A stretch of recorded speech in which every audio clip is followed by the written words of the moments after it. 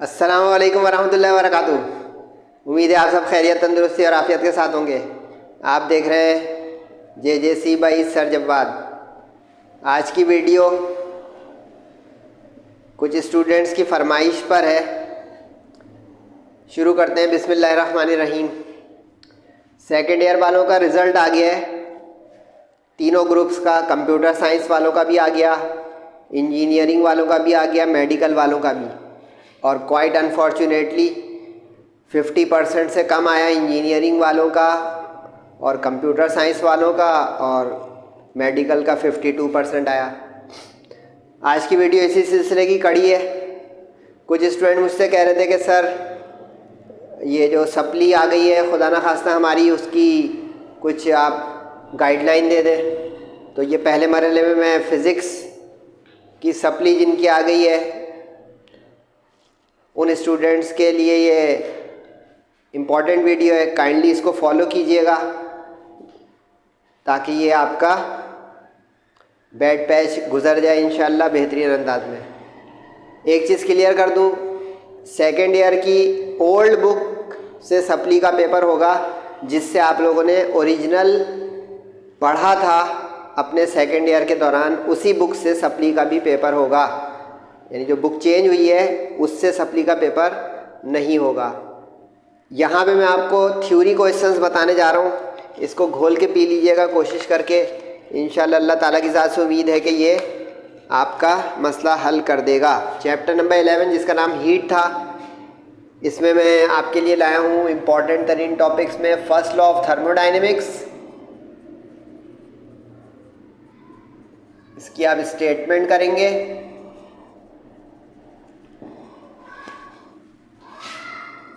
और साथ में फिर इसके प्रोसेसेस करेंगे, आइसोबैरिक, आइसोथर्मल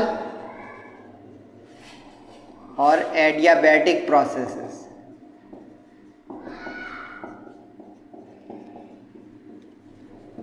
और ये बनेगा क्वेश्चन सेक्शन सी का उम्मीदवार। ये ध्यान रखिएगा, ये भी आपको साथ साथ बताता रहूँगा कि किस सेक्शन के लिए इसको पक्का करें बहुत ज़्यादा। दूसरे नंबर पे कार्नोट इंजन,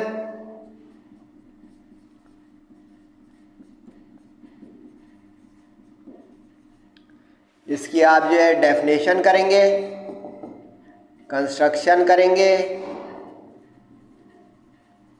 इसकी वर्किंग को कहा जाता है कार्नोट साइकिल, वो करेंगे। ये कार्नोट साइकिल है, इसका ध्यान रहे। और इसकी एफिशिएंसी का फॉर्मूला ड्राइव करेंगे।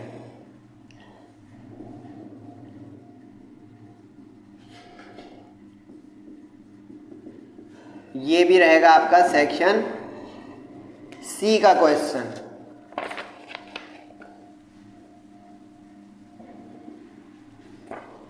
इसके बाद जो है सेक्शन बी के लिए एक हल्का सा टॉपिक है इस चैप्टर 11 में, सेकेंड लॉ ऑफ थर्मोडाइनमिक्स। इसकी दोनों स्टेटमेंट्स करेंगे आप।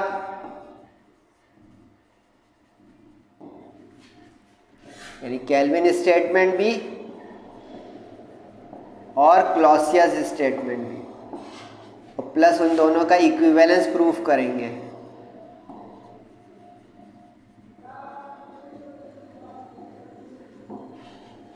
जिसके आगे मैं कुछ नहीं लिखूंगा, इसका मतलब होगा कि वो सेक्शन बी का उम्मीदवार है, यानी शॉर्ट क्वेश्चन आंसर का। चैप्टर 12 जिसका नाम था इलेक्ट्रोस्टैटिक्स, इसमें इंपॉर्टेंट तरीन में आपके लिए एक ही टॉपिक लाया हूँ, उसको घोल के पीजिएगा, और वो है कैपेसिटर से मुताल्लिक, capacitance of parallel plate capacitor.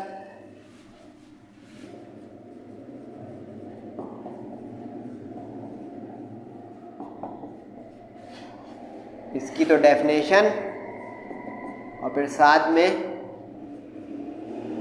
Capacitance with air और with slab of dielectric between plates, ये डेरिवेशन होती है। और इसके साथ आपको सेक्शन सी का एक सवाल मिलेगा इंशाल्लाह। ये सेक्शन सी का उम्मीदवार हो गया। यानी इसमें इस तरह की एक डेरिवेशन होगी, A epsilon not upon D वाली वो करेंगे आप, और एक होगी इस तरह की ए एप्सिलॉन नॉट अपॉन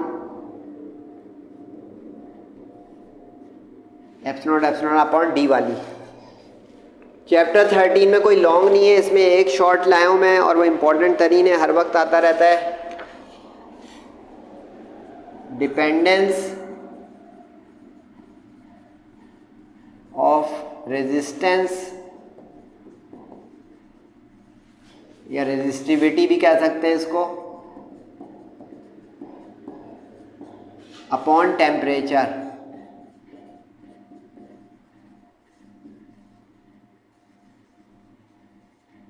इसमें भी एक छोटी सी डेरिवेशन है, उसको प्रूफ करने की कोशिश आपको करनी होगी, यानी इस तरह से।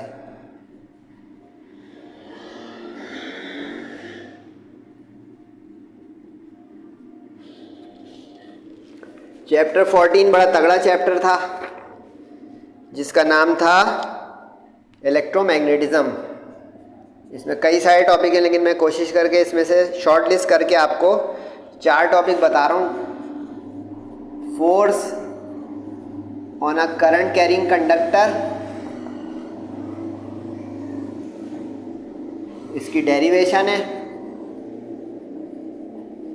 ये कर लीजिएगा पक्की। उसके बाद charge to mass ratio of electron, जिसको जे थॉमसन एक्सपेरिमेंट भी कहा जाता है।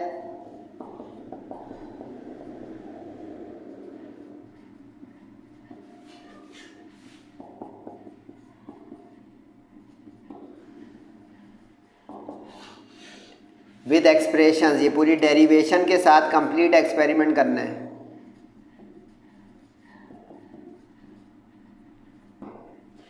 ये सेक्शन सी का उम्मीदवार रहेगा।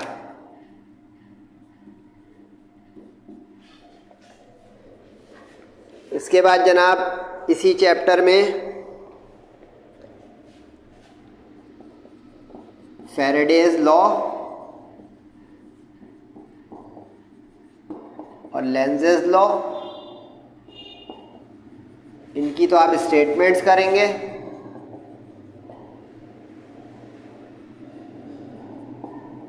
और साथ में आप सेल्फ इंडक्शन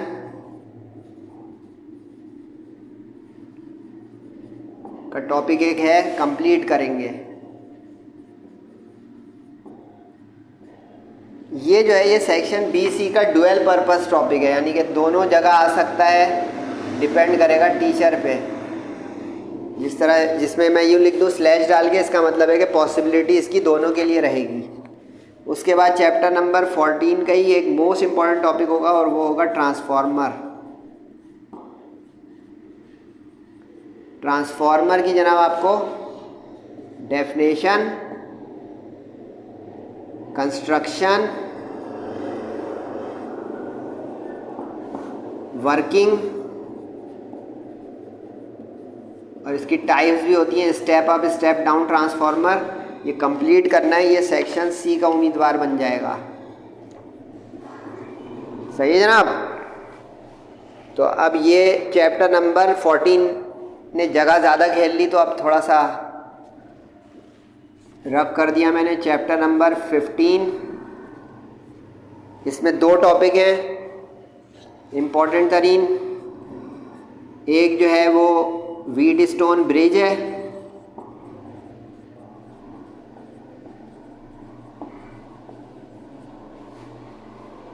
इसमें आपको इसकी डेफिनेशन और डेरिवेशन दोनों करनी होगी। अच्छा, अब ये टॉपिक सेक्शन बी सी दोनों का डुअल पर्पस है।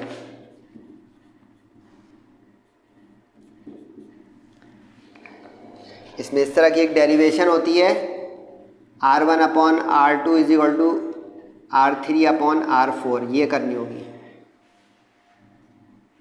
और जो सेल्फ इंडक्शन है उसमें इस तरह की एक डेरिवेशन होती है बैक ईएमएफ की -L∆I/∆T करके, या ये भी होती है L∆I = N∆φ, इस तरह की ये डेरिवेशन करके कंप्लीट सेल्फ इंडक्शन का टॉपिक होगा। और दूसरा टॉपिक इसी का सामने लिख रहा हूँ और वो है moving coil galvanometer. Moving coil galvanometer,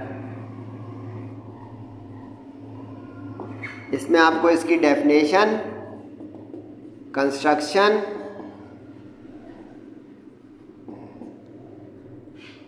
और डेरिवेशन करनी है।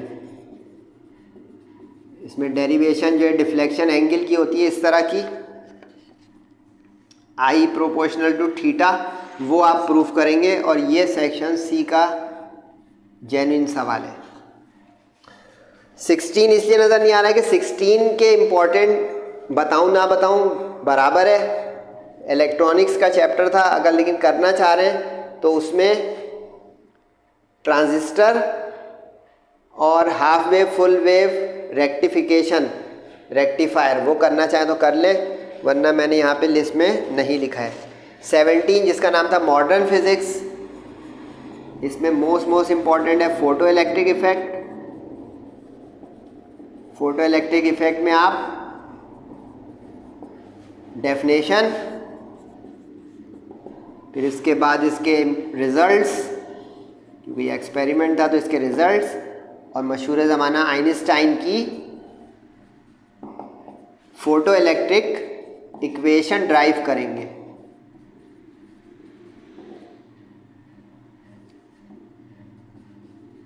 डेरिवेशन, ये प्योर सेक्शन सी का सवाल का उम्मीदवार है। सही, इसमें फोटो इलेक्ट्रिक इक्वेशन ड्राइव होती है, वो आपको करनी होगी। इस तरह की एक डेरिवेशन होगी hμ करके,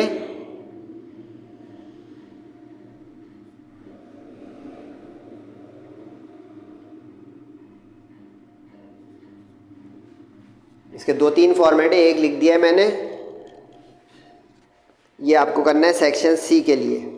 इसी में एक शॉर्ट क्वेश्चन का उम्मीदवार भी है, मोस्ट इम्पॉर्टेंट है वो है ब्लैक बॉडी रेडिएशंस।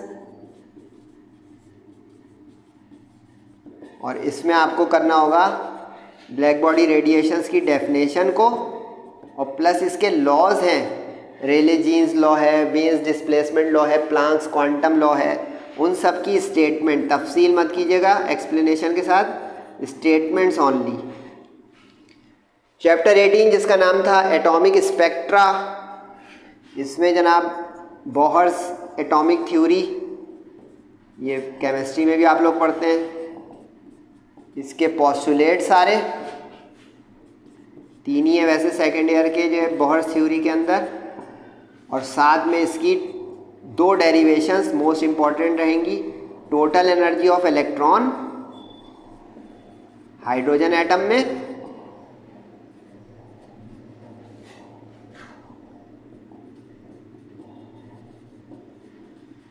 और दूसरी वेवलेंथ ऑफ एमिटेड फोटोन। इसकी आपको डेरिवेशंस करनी है। ये भी प्योर सेक्शन सी का उम्मीदवार सवाल है। चैप्टर नंबर 19 जिसका नाम था एटॉमिक न्यूक्लियस, इसके अंदर जनाब 2 टॉपिक हैं और दोनों के दोनों डुअल पर्पस हैं। एक है रेडियो एक्टिविटी, ये तो बचपन से आप लोग पढ़ते हुए आ रहे होंगे, इसकी करेंगे आप डेफिनेशंस, ठीक है भाई। उसके बाद आप करेंगे रेडियो एक्टिव डीके लॉ,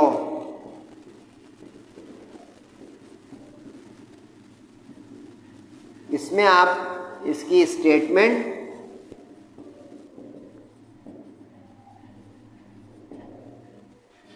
और डेरिवेशन करेंगे, यानी फॉर्मूला करेंगे, और फिर साथ में आप half life of radioactive element करेंगे। Half life of radioactive element.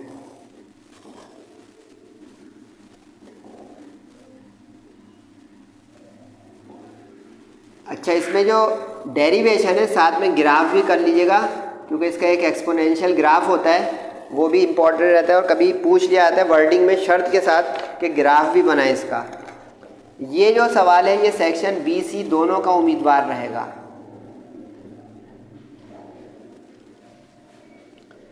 अच्छा, 19 में एक और भी टॉपिक है,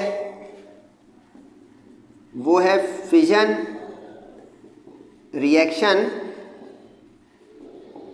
इसकी तो डेफिनेशन, और एक इसके साथ होता है fission chain reaction in uranium.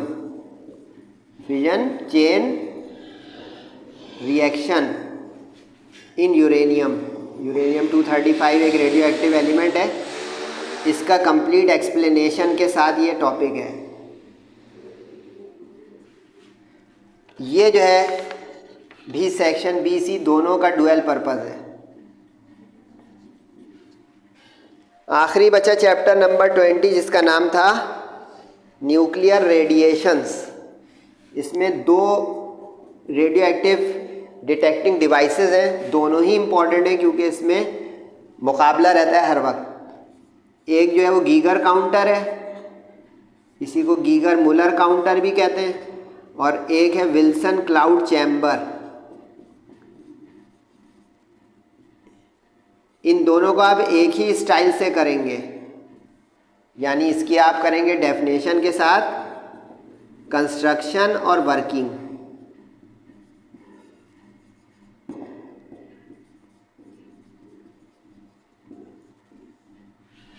और इसमें भी जो है सेक्शन बी सी दोनों का मंजर बन सकता है आपके लिए।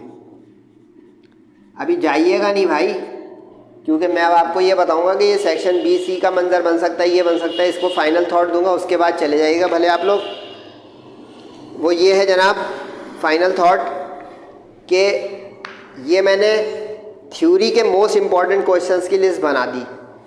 सही है, एक चीज़ पक्की समझ लें कि 85 में से अगर आप लोग 28 मार्क्स आ जाते हैं तो हम पास हो जाते हैं। 28/85 ये आपकी 33% बनवा देगी और आप पास हो जाओगे।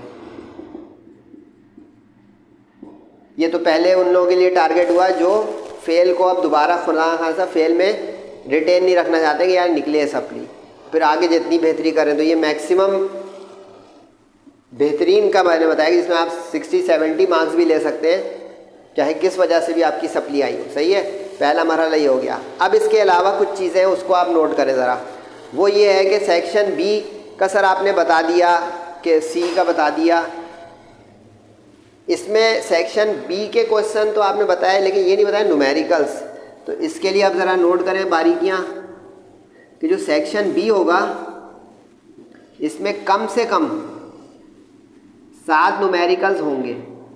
ठीक है, इसके लिए मैं इसी वीडियो की डिस्क्रिप्शन में इंशाल्लाह आपके लिए प्रैक्टिस शीट जो मैंने अपलोड की है उसकी लिंक दे दूंगा। आप उस प्रैक्टिस शीट इसी बुक के अकॉर्डिंग है वो, उन न्यूमेरिकल्स की प्रैक्टिस कर लीजिएगा। सही है, तो ये फ्रॉम प्रैक्टिस शीट लिंक से आप उठा लीजिएगा। तो ये आपका सेक्शन बी का मज़ीद, यह लग रहा है यहाँ पे कम है सेक्शन बी के सवाल, तो ये आपके सेक्शन बी का पूरा एक कंप्लीट पैकेज आ जाएगा। ये प्रैक्टिस शीट जेजेसी की आप न्यूमेरिकल की क्लिक करें तो ये हो गया। सेक्शन सी जो है इसके लिए डू और डाई चैप्टर हैं, chapter number 11, chapter number 12, chapter number 14 और चैप्टर नंबर 17। यानी अगर आप में कोई खुदा सा कमज़ोर बच्चा है, एग्जॉस्ट हो गया है, थक रहा है या बीमार है, खुदा से कुछ भी मसला है उसके साथ, तो वो इन 4 चैप्टर्स को बहुत पक्का करे तो उसकी भी सप्ली इंशाल्लाह क्लियर हो जाएगी और बेहतर अंदाज में हो जाएगी। यानी इन्हीं 4 चैप्टर की थ्योरी, इन्हीं 4 चैप्टर के न्यूमेरिकल, तो सिक्योर जोन में चला गया। यहाँ तक सही हो गया। एक आधी चीज़ें रह गई वो बता दूँ। MCQs सर हम कहाँ से तैयार कर लें? MCQs जो है फिज़िक्स में ज़्यादातर रिपीट होती हैं, तो अगर आप कम से कम 10 साल पेपरों से कर लें, एनुअल जो होते हैं, तो उम्मीद रखें कि उसमें तकरीबन 70 to 75% MCQs भी रिपीट होने लग जाएंगी और आपका मसला हल हो जाएगा। एक चीज़ और ये है कि सेक्शन बी में न्यूमेरिकल्स के साथ 3 डेरिवेशन वाले सवाल ज़रूर आते हैं, तो आप चुन चुन के सेक्शन बी की जब तैयारी करें तो इस चीज़ का ध्यान रखें कि डेरिवेशन वाली जो प्योर थ्योरी वाले होते हैं ना वो अवॉइड करें। जैसे एक मिसाल दे देता हूँ, जैसे अब ये देख रहे हैं आप, ये dependence of resistance upon temperature, ये एक डेरिवेशन है, ये सेक्शन बी का ज़्यादा स्ट्रॉन्ग कंटेस्टेंट है, इसमें एक डेरिवेशन आ गई, सही है। मिसाल के तौर पे उस सेल्फ इंडक्शन को सेक्शन बी में डालें तो देखें उसकी ये जो डेरिवेशन है ये डेरिवेशन के क्वेश्चन में जाएगी। तो ये मैंने अंदर की सारी बातें बता दी हैं कि आप पिन पॉइंट करके किस तरह अपनी जो है तैयारी को इस तरह फाइनलाइज करें कि आपका बेस्ट हो जाए। माजी जो हुआ that is past, forget it and move forward. WhatsApp number मैंने दे दिया है, जो रेगुलर स्टूडेंट भी अगर कोई मुझे देख रहे हैं तो इस पर स्टडी ग्रुप बना हुआ है कि खुदा खास्ता अगले साल के रेगुलर जो स्टूडेंट हैं उनकी सप्ली और सी ग्रेड ना आए, उसके लिए जेजेसी को ज्वाइन करें। कुछ आपको फिर भी क्वेरी और क्वेश्चन हो तो मोस्ट वेलकम। सर जवाब इंशाल्लाह आपको इसी व्हाट्सएप नंबर पे रिप्लाई भी कर देंगे, इसको नोट कर लीजिएगा। जेजेसी को शेयर करें अपने दोस्तों के साथ, सही है। बेस्ट ऑफ लक, अपना और अपने वालिदैन का बहुत ख्याल रखिएगा। नमाज़ों की पाबंदी करें एहतमाम के साथ, दुआओं की दरख्वास्त है। अस्सलामु अलैकुम वरहमतुल्लाह।